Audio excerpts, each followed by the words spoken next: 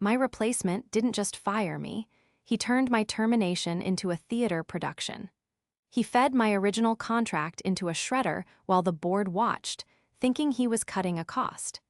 He didn't realize he was actually severing the company's ability to legally exist. This is where the story truly begins, and you won't want to miss what happens. Make sure you're subscribed to see it through to the end. We're always curious. Where in the world are you all watching from today? Let us know in the comments. The sound of a paper shredder is distinct. It is a violent, grinding mechanical whine, like a set of metal teeth chewing on dry bones. In a quiet boardroom, under the hum of expensive HVAC systems and the soft clinking of crystal water pitchers, that sound is deafening. I sat at the far end of the mahogany table, my hands resting flat on the cold wood to stop them from trembling. I wasn't trembling from fear, though my heart was hammering a frantic rhythm against my ribs. I was trembling from a sudden, crushing wave of nausea. I had been fighting a migraine all morning, the kind that starts at the base of the skull and wraps around the eyes like a heated wire, and now, watching the spectacle unfolding at the head of the table, the pain spiked. Marcus stood there. He was the new chief strategy officer, a man who wore suits that cost more than my first car and possessed a smile that never quite reached his cold, shark-like eyes. He was holding a document, yellowed with age, a coffee ring stain clearly visible on the bottom right corner of the front page. It was my original employment contract, the one I had signed 15 years ago on a folding table in a dusty room above a payday loan shop. "We need to be agile," Marcus said, his voice smooth and projected, as if he were addressing a shareholder rally rather than a room of 12 people. "We need to trim the fat. Legacy agreements like this," he waved the paper in the air, the movement crisp and theatrical.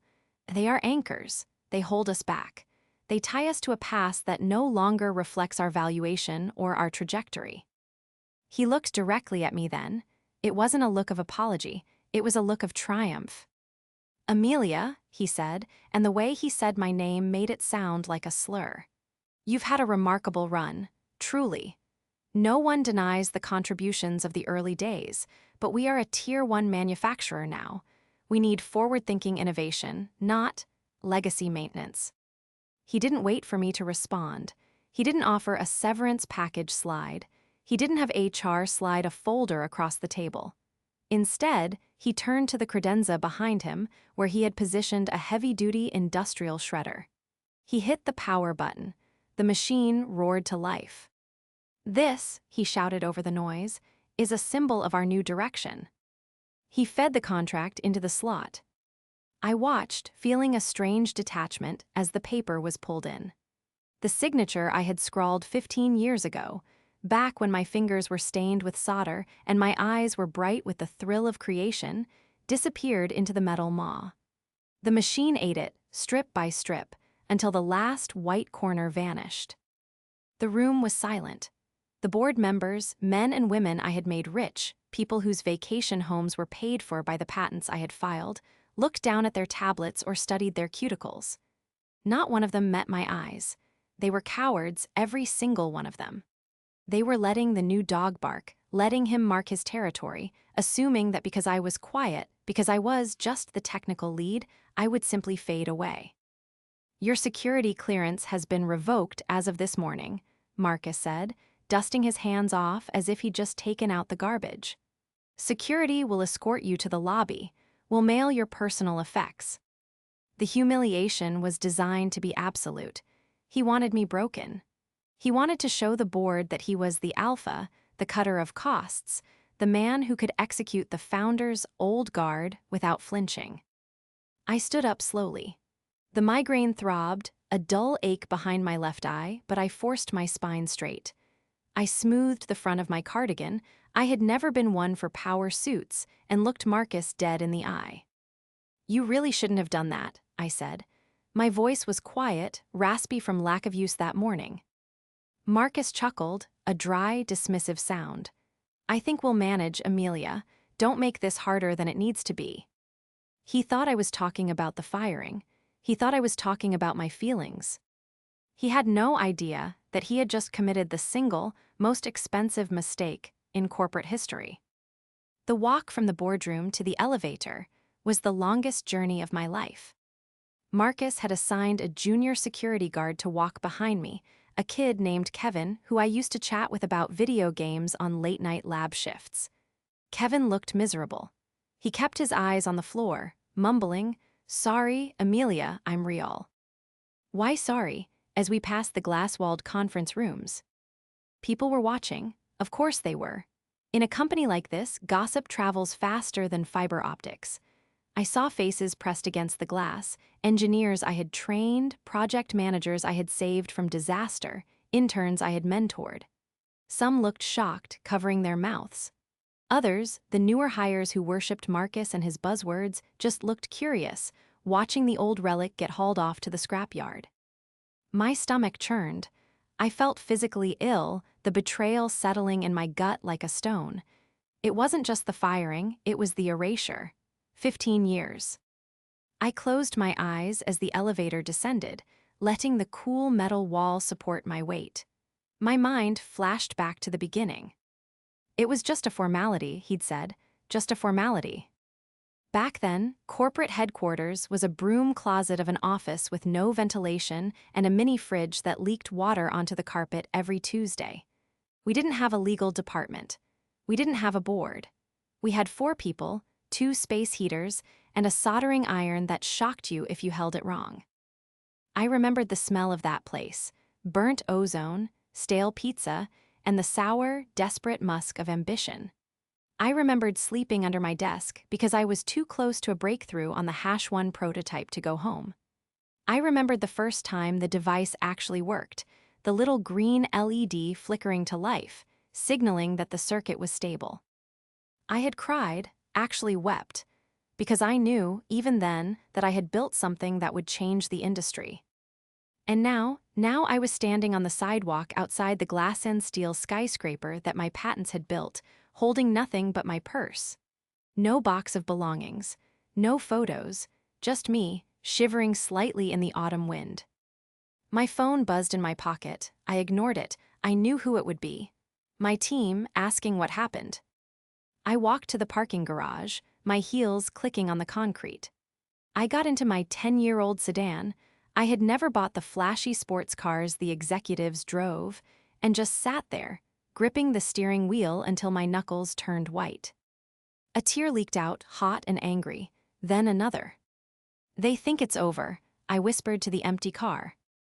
I wiped my face aggressively. The sadness was there, yes. The grief of losing my life's work was real, but beneath the grief, something else was waking up. It was a cold, hard knot of realization. Marcus had been so proud of his shredder. He had been so theatrical about destroying the paper trail. But he had forgotten one crucial thing. He assumed that because the company had grown, because we had expensive lawyers and digital archives, that the original, messy, startup-era agreements were obsolete.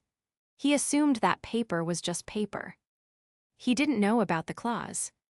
I reached into my glove compartment and pulled out a small, battered notebook. I flipped to the back, where I had written a single phone number and a safe deposit box key code years ago. "Julian," I said aloud, testing the name on my tongue. I hadn't spoken to Julian in nearly a decade. He wasn't a corporate lawyer, not really. He was a retired strategic litigator, a man who treated law like a game of chess played with live ammunition. He had helped me draft my personal protections back when the company was first courting big investors and I got nervous about losing control. Marcus thought he had just cut off a withered limb. He didn't realize he had actually just triggered the kill switch. To understand why the betrayal cut so deep, you have to understand what I gave up for them. I didn't just work for the company. I was the company. When the Series A funding fell through in year 3, I cashed out my $401K to make payroll for the junior engineers. When the prototype for Patent 16 failed during a live demo in Tokyo, I stayed in a hotel room for 72 hours straight, rewriting the firmware from scratch, subsisting on vending machine coffee and sheer panic, until it worked. I missed my niece's wedding because of a product launch.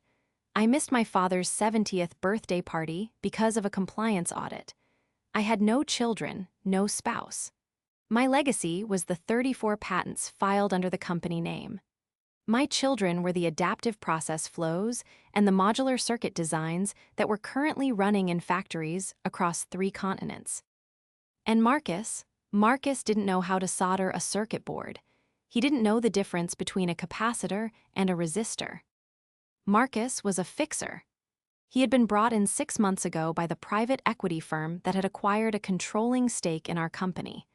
He was handsome in a sterile, AI-generated sort of way, perfect hair, perfect teeth, and a vocabulary entirely composed of words like synergy, scalability, and right-sizing.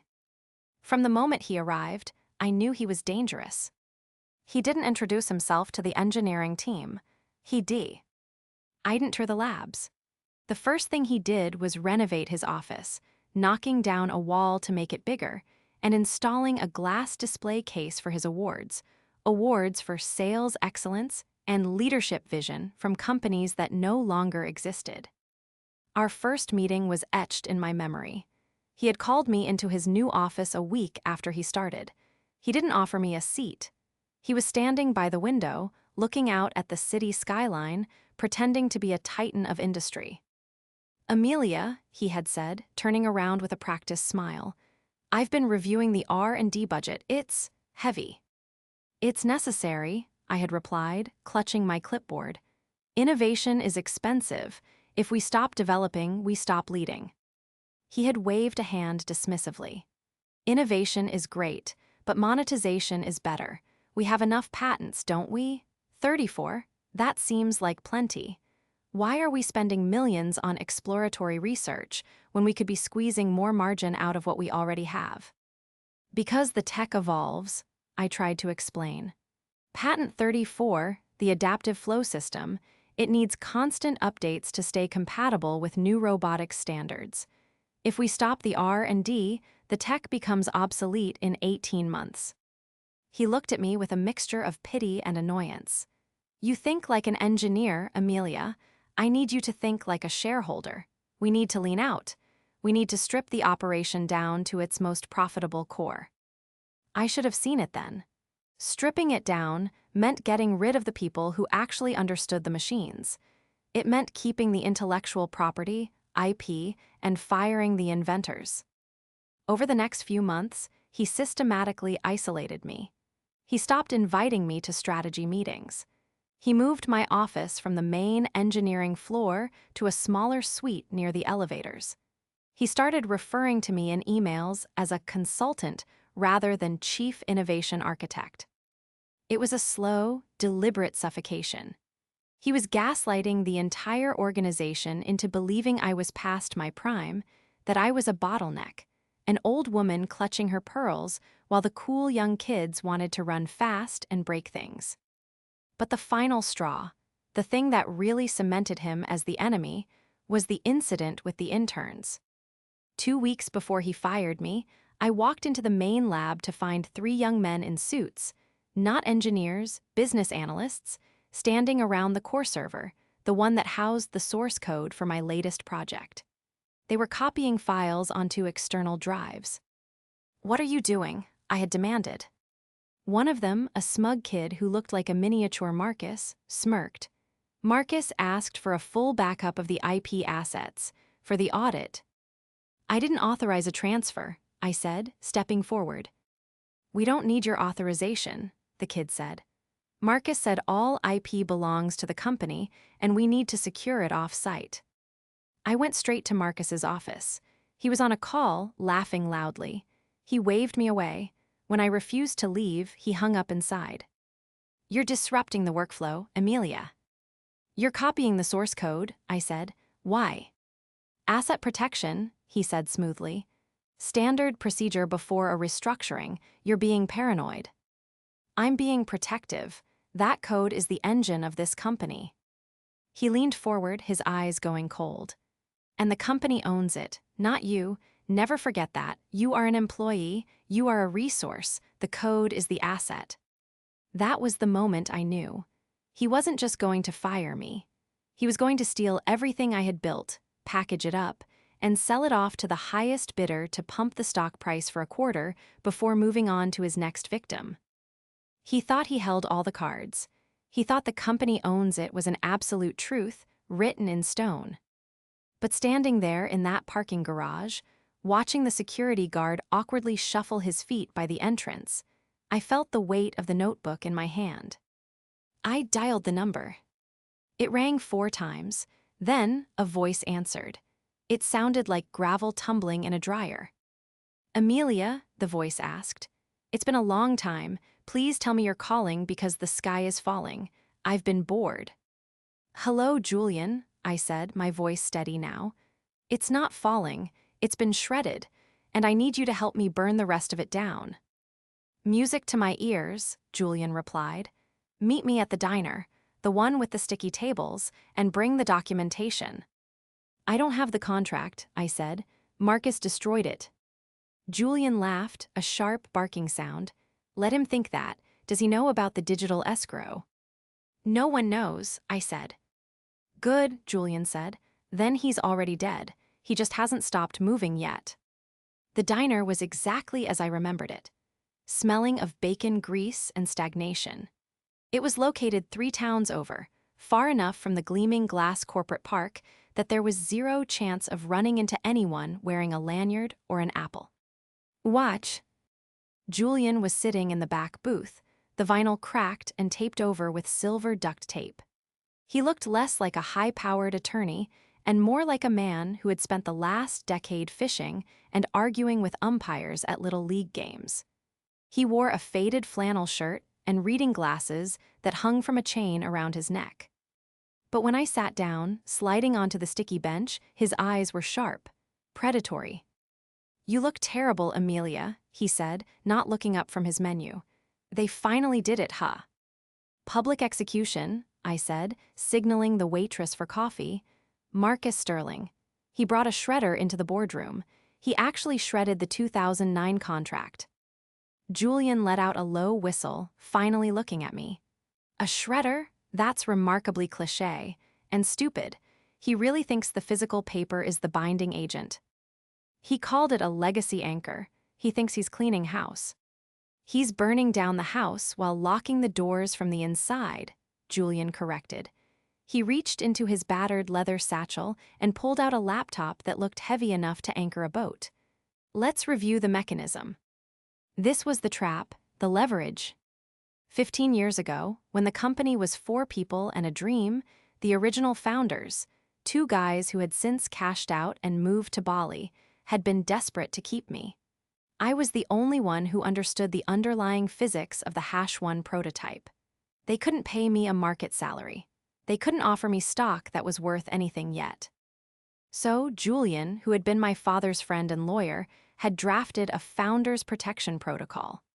It was a clause buried deep in the intellectual property assignment section. It stated, in dense but ironclad legalese, that my assignment of patents to the company was conditional. The condition was simple: continuous employment. If I were to be terminated without gross cause, defined strictly as criminal negligence or theft, the rights to every single patent I had authored would immediately revert to a holding trust controlled by me. But we had gone a step further. 5 years ago, when the company started digitizing everything, I had become paranoid about them losing that contract. So, I had coded a dependency into the licensing server. "The blockchain escrow," Julian said, tapping a few keys. "I haven't checked this status in years. Is it still active?"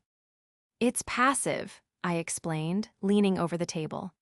"The patent registry numbers are linked to a digital token. The company holds the token lease. I hold the key. The moment a termination notice is filed, which they have to do to stop my payroll, the system pings the escrow." Julian grinned, a terrifying expression that showed too many teeth. "And if the escrow doesn't receive a cause validation code, which they can't have because you didn't commit a crime, the lease expires." "Exactly," I said. "It's not instant. It's a 48-hour grace period, a failsafe in case of clerical error." Julian checked his watch. You were walked out at 10:00 a.m. It's now 2:00 p.m. The clock is ticking. We need to be sure, I said, my engineer brain taking over. I need to know exactly how exposed they are. Marcus mentioned a new direction. If they've migrated the core tech to a new architecture, my patents might not matter as much as I think. Investigate, Julian commanded. I'll handle the legal filings. I'll draft the notice of reversion. You find out if they still need the engine you built. I spent the next 24 hours in a state of hyper-focused mania. I set up a command center in my dining room, 3 monitors, a secure server, and a pot of coffee strong enough to strip paint. I couldn't access the company servers directly. My credentials were dead, but I didn't need to. I knew the architecture. I knew the public-facing APIs. I started running diagnostic pings on the client portals. What I found made my heart race. They hadn't migrated anything. In fact, they were more dependent on my old code than ever. The new direction Marcus preached was a UI skin, a pretty dashboard slapped on top of my #34 engine. Every time a client like Tesla or BMW queried our system for a production line adjustment, it was hitting my algorithms. Then I went deeper. I used my personal network. I didn't call the current employees, that would put them at risk. I called the suppliers, the chip manufacturers in Taiwan, the sensor fabricators in Germany. Frau Vance, the supplier in Munich answered, surprised. We received a strange order from your purchasing department. They cut the volume of the high-grade sensors and doubled the order for the cheap generic ones. We warned them the tolerance levels won't hold for the #34 protocol. And what did they say? I asked, typing furiously. The new director, Mr. Sterling, he said tolerance is a suggestion and that we were upselling him. I hung up staring at the screen. Marcus wasn't just steel. In credit, he was compromising the safety of the hardware. He was swapping out aerospace-grade components for bargain bin parts to inflate the quarterly margins. The trap wasn't just legal anymore. It was moral. If those cheap sensors failed, people could get hurt. And since my name was on the patents, I could be blamed. I called Julian. Send the letter, I said. Send it now. We can't just revert the rights. We have to stop them before they blow something up.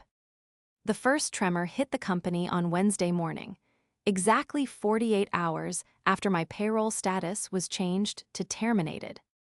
I wasn't there to see it, but I heard about it. My phone started blowing up at 9:15 a.m.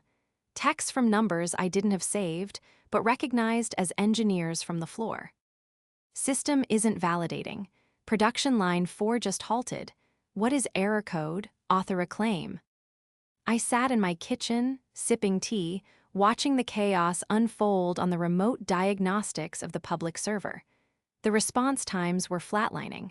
The lease token had expired. At 10:30 a.m., my phone rang. It wasn't a text. It was a call from the main corporate switchboard. I let it go to voicemail. At 10:45 a.m., it rang again. At 11:00 a.m., my personal cell rang. The caller ID said Marcus Sterling. I took a deep breath, put the phone on speaker, and set it on the table. Hello. Amelia. His voice was tight, strained, stripped of all that slick, rehearsed charm. We seem to be having a technical glitch. The production servers are down.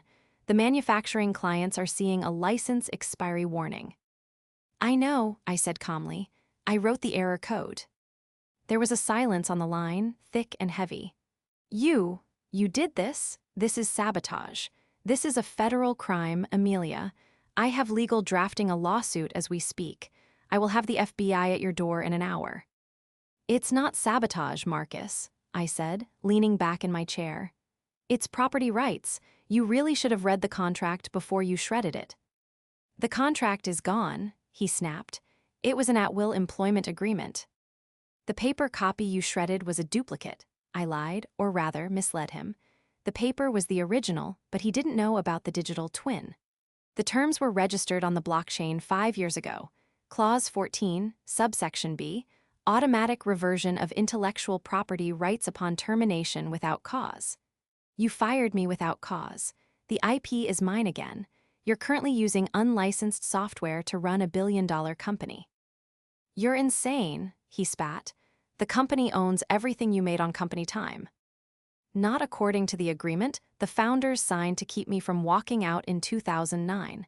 They didn't have money, Marcus, so they paid me in ownership security. You fired the landlord, and now you're surprised the locks have been changed. Fix it, he demanded. Turn it back on, now, or I will destroy you. I can't turn it back on, I said. It's an automated escrow. The only way to generate a new license key is for the legal owner of the IP, that's me, to sign a new licensing agreement. And frankly, considering you're swapping out Class A sensors for cheap knockoffs, I'm not sure I want to license my technology to you anymore. That stopped him. The breathing on the other end of the line hitched. How do you know about the sensors? I know everything, Marcus. I built this machine. You're just the guy trying to strip it for parts. Listen to me, he lowered his voice, dropping the threats for a desperate, menacing whisper. You are playing a game you cannot win. We have resources you can't imagine. We will bury you in litigation for 20 years. You will die bankrupt. Maybe, I said, but your clients Ford, General Electric, Airbus, they need their production lines running today. How long do you think they'll wait while you sue me? An hour, a day? They'll drop you by Friday. I hung up. My hands were shaking again, but this time, it wasn't from fear. It was adrenaline. I had just punched a giant in the face, and he had blinked. 10 minutes later, Julian called. I just got a frantic email from their general counsel. They want an emergency meeting. They claim there's been a misunderstanding regarding your employment status. They want to rehire me, I guessed. They want to put the genie back in the bottle, Julian corrected. They're going to offer you your job back, probably with a raise, just to get the code reactivated. Then, once the systems are up, they'll find a cuz to fire you for real next month. I'm not going back, I said. Good, Julian said, because I just found something interesting about Mr. Sterling.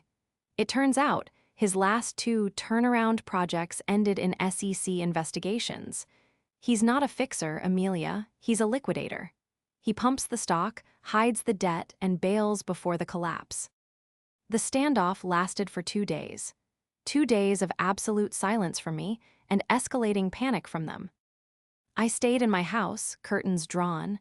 I saw a black sedan parked down the street, private security, no doubt, watching me. Marcus was trying to intimidate me. It didn't work, it just made me angrier. On Thursday, the leaks began. I hadn't gone to the press, but the clients had. A tech blog ran a headline, Major Supply Chain Disruption at Sterling Dynamics, Licensing Dispute Halts Production. The stock dropped 4% in an hour. Julian came over that afternoon. He brought a box of donuts and a stack of papers.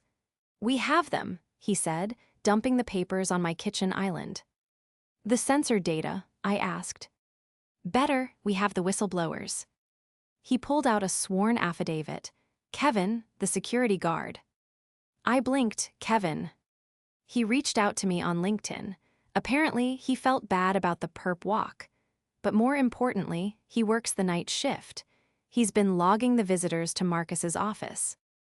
Julian tapped a name on the list. See this, Victor Common, do you know him? He's a competitor, I said, frowning. He runs a rival firm in Shenzhen. They've been trying to reverse engineer my #1 patent for years. He's been in Marcus's office 3 times in the last month, Julian said. Late at night, no official visitor badge. My blood ran cold. Marcus isn't just cutting costs, he's selling the trade secrets. He's selling the blueprints out the back door, Julian confirmed. He knew he couldn't legally sell the IP because of the board oversight, so he was selling the logic. That's why he had the interns copying the files. He was preparing a data drop for Common. This changed everything. It wasn't just a contract dispute anymore. It was corporate espionage. Marcus was stripping the company of its only real value before crashing it. We need to tell the board, I said. The board won't listen to you, Julian argued. They think you're a disgruntled ex-employee holding the company hostage. They will listen to this, I said, grabbing my laptop. I pulled up the system logs I had saved before my access was cut, the logs I wasn't supposed to have. I cross-referenced the times the interns were copying files with the times Victor Common was in the building. They matched perfectly. We have proof of theft, I said, and we have proof that the current CEO is facilitating it. If we use this, Julian warned, it's the nuclear option. The company's stock will tank, the investigation will take months, your patents might end up worthless if the company goes under. I looked at the screen, lines of code I had written by hand, algorithms I had dreamt of, the work of half my life. I thought about the engineers on the floor who would lose their jobs if Marcus succeeded in gutting the place. The company is already dead if he stays, I said. We have to cut out the rot. My phone rang again. It wasn't Marcus. It was the chairman of the board. Ms. Vance, the chairman said. His voice was weary. We are concerned. The production halt is costing us $2 million an hour. Marcus tells us you are being unreasonable. He says you are demanding a ransom. I'm not demanding a ransom, I said, my voice steady. I'm demanding a meeting, a full board meeting, with Marcus present. That is not. If I don't get the meeting by 9:00 a.m. tomorrow, I interrupted. I release the evidence I have regarding Marcus's meetings with Victor Common to the SEC and the FBI. There was a long, stunned silence on the line. The mention of Common, a known IP pirate, was the magic word. 9:00 a.m., the chairman said. Do not be late. I hung up and looked at Julian. We're going back in. I'll drive, Julian said, cracking his knuckles. I've always wanted to see a boardroom brawl. The stakes had never been higher. I wasn't fighting for my job anymore. I was fighting for the truth, and I had one piece of leverage left, the final activation key. If I didn't input the code into the server physically, on-site, within the next 24 hours, the system would do a hard reset. It would wipe the memory. The patents would be safe in my possession, but the company's data, 15 years of client configurations, would be erased. I had to walk into the lion's den, face the man who tried to destroy me, and prove he was a thief before the clock ran out. Walking back into the headquarters felt surreal. 3 days ago, I had been escorted out like a criminal, flanked by a security guard who couldn't look me in the eye. Today, I walked in flanked by Julian, who looked like he was ready to dismantle the building brick by brick with his bare hands. The receptionist, the same one who had watched me leave with pity, scrambled to stand up as we approached. Ms. Vance, they are waiting for you in the main boardroom. I know, I said, not slowing down. We took the elevator up in silence. The number on the display ticked upward, counting down the seconds until the confrontation. My heart was pounding, a heavy, rhythmic th. Against my ribs, but my hands were steady. I wasn't holding a soldering iron today. I was holding a red file folder containing the end of Marcus Sterling's career. When the doors opened, the atmosphere was thick enough to choke on. The hallway was quiet, but it was the quiet of a held breath. Assistants scurried into offices, closing doors as we passed. They knew something was happening. We entered the boardroom. It was the same scene as Monday, but the energy was inverted. On Monday, Marcus had stood at the head of the table, preening and confident, while the board checked their phones. Today, the board members were rigid, pale, and focused entirely on the door. Marcus was standing, but he wasn't preening. He was pacing. His suit jacket was off, his tie loosened, and there were dark circles under his eyes that no amount of expensive moisturizer could hide. Amelia, the chairman, a gray-haired man named Robert with a reputation for ruthlessness, spoke first. Thank you for coming. We need to resolve this lockout immediately. It's not a lockout, Robert, I said, taking my seat, the same seat I had occupied when Marcus shredded my contract. It's an ownership dispute. Marcus slammed his hands on the table. It is extortion. She has hijacked our proprietary systems. I have the police on speed dial, Amelia. You turn that server back on right now, or you leave in handcuffs." Julian placed his heavy leather bag on the table with a loud thud. He didn't sit. He just leaned forward, smiling that shark-like smile. "Mr. Sterling, if you call the police, the first thing they will ask for is the chain of custody for the intellectual property. And since you shredded the only document you thought existed, and the blockchain clearly shows Ms. Vance as the owner, you'll be the one explaining why you're operating a factory with stolen goods." "Enough," Robert barked. He looked at me. "Amelia, we are prepared to offer you a reinstatement, full benefits, a 20% salary increase, and a formal apology. Just fix the code. We are bleeding money." It was a generous offer. A week ago, I might have taken it. I might have been grateful. "I'm not here for a job, Robert," I said softly, "and I'm not here to negotiate my salary." I opened the red folder. "I'm here to tell you why your production costs have dropped 15% in the last month while your defect rate has climbed." I slid a paper across the table. It was the invoice from the German supplier. Marcus switched the sensor arrays to non-compliant generics. Robert picked up the paper, his frown deepening. Marcus went pale. That was a supply chain optimization. The specs are within tolerance." "They aren't," I countered, "but that's just incompetence. This—" I pulled out the second document, the server logs and Kevin's affidavit. "This is a crime." I didn't slide this one. I held it up. Marcus didn't just fire me to cut costs. He fired me because I wouldn't let him copy the source code onto external drives. He told me it was for an audit. But your security logs, provided by a very helpful night shift guard, show that a Mr. Victor Common visited Marcus's office 3 times last week. Late at night. The air left the room. Robert froze. The other board members gasped. Victor Common was the CEO of our biggest offshore competitor, a man known for disregarding IP laws entirely. "Common," Robert whispered, looking at Marcus with horror.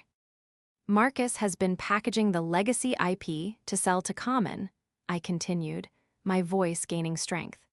"He was going to strip the company of its core technology, sell the blueprints to a competitor for a personal payout, and leave you all with a hollow shell and a tanking stock price. He fired me because I was the only one who would have noticed." Marcus looked like a cornered animal. "She's lying, she's bitter. Common is. He's a potential investor. We were discussing a merger." At 11:00 p.m. on a Tuesday, Julian interjected dryly, "with no legal counsel present and without disclosing it to the board." I looked directly at Marcus. "The hard reset on the server happens in 3 hours, Marcus. If that happens, the data is gone forever. But the backups, the ones your interns made, I tracked those drives. They didn't go to the company vault. They went to your private residence." I turned to Robert. "You can rehire me if you want, but if he is still in this room in 5 minutes, I walk out, and I take my patents with me. The hard reset will trigger, your client data will vanish, and by Monday, Victor Common will be manufacturing your product for half the price using the blueprints Marcus sold him." The silence that followed was heavy, absolute, and terrifying. Robert stood up. He didn't look at me. He looked at Marcus. The expression on his face wasn't anger. It was the cold, terrifying calculation of a man realizing he had been played. "Marcus," Robert said, his voice dropping to a dangerous whisper, "is this true?" "Robert, listen, she's spinning a narrative," Marcus stammered, sweat visible on his forehead. "Did you meet with Common?" Robert demanded, slamming his hand on the table. Marcus flinched. He didn't answer. He didn't have to. Robert pressed the intercom button on the conference phone. "Security, send a team to the boardroom, immediately." He looked at Marcus. "You are terminated, effective immediately, for cause, gross misconduct, breach of fiduciary duty, and corporate espionage."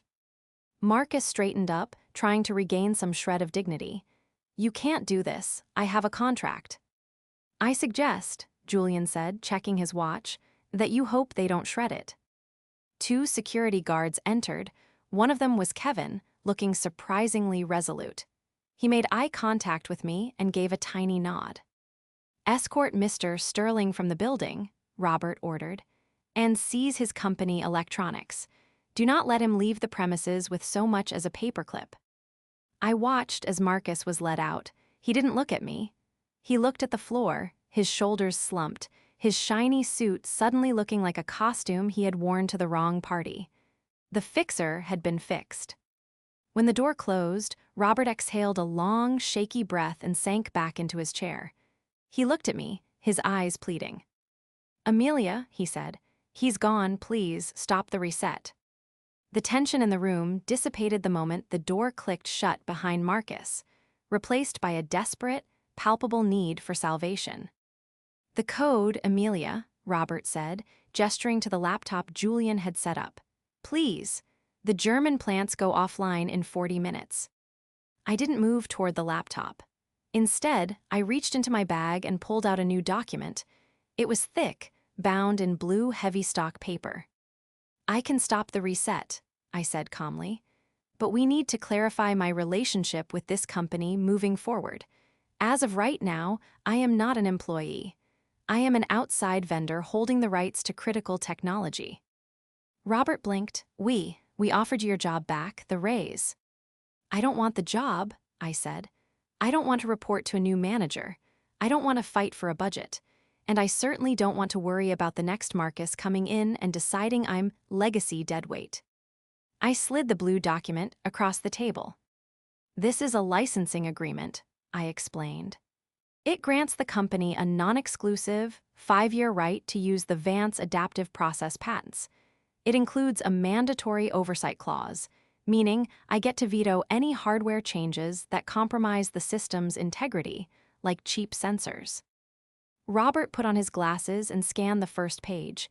His eyes widened. "Amelia, the fee structure." $7 million up front, I said, "to cover the inconvenience of the last week, and a 5% royalty on all gross revenue generated by lines running my software."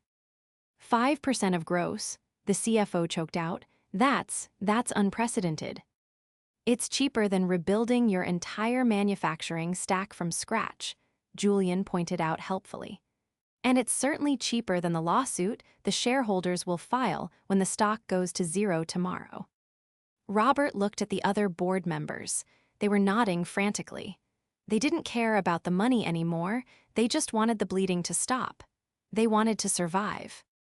"And one more thing," I added. "My original team, the engineers Marcus sidelined or fired, they get reinstated, with back pay, and they report directly to the board, not to strategy." Robert sighed, pulled a fountain pen from his pocket, and looked at me with a mix of defeat and newfound respect.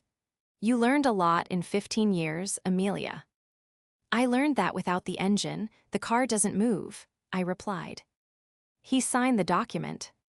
The moment the ink was dry, I pulled my laptop closer. I opened the terminal window. The countdown clock on the screen showed 0028:15. I typed in the master key, a string of characters I had memorized a decade ago.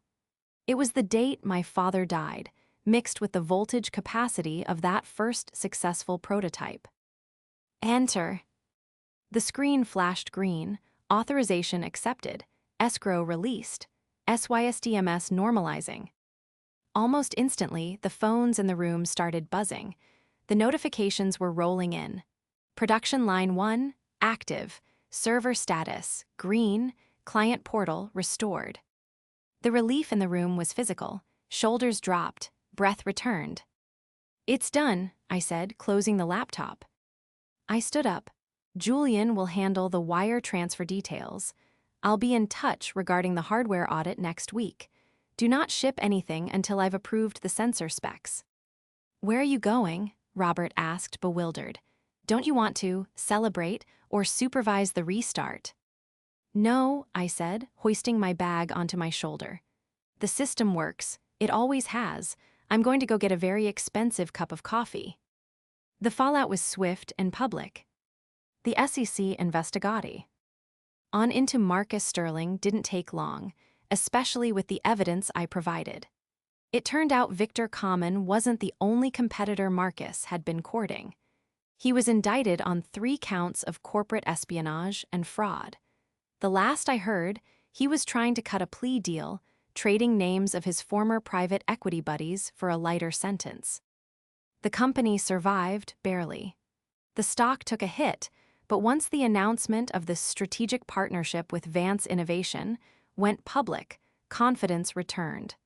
The market liked stability, and nothing says stable like the original inventor holding the leash.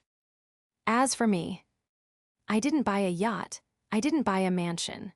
I bought the lake house I had been looking at for years, the one with the big wraparound porch and the detached workshop.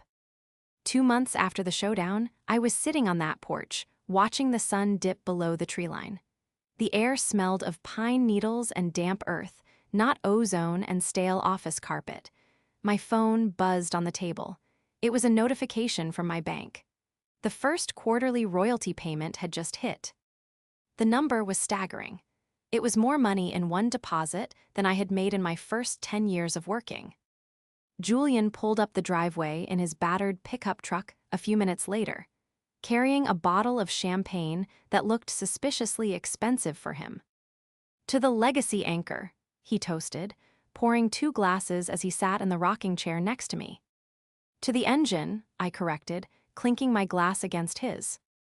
I took a sip, the bubbles sharp and cold. I thought about the shredder. I thought about Marcus's polished shoes and his empty buzzwords. He had tried to erase me because he thought I was just a part of the machine, a cog that could be swapped out. He never understood that I wasn't the cog. I was the current. You can't cut the current without turning off the lights. And for the first time in 15 years, I wasn't worried about the lights going out. I was finally, truly, just watching the sunset.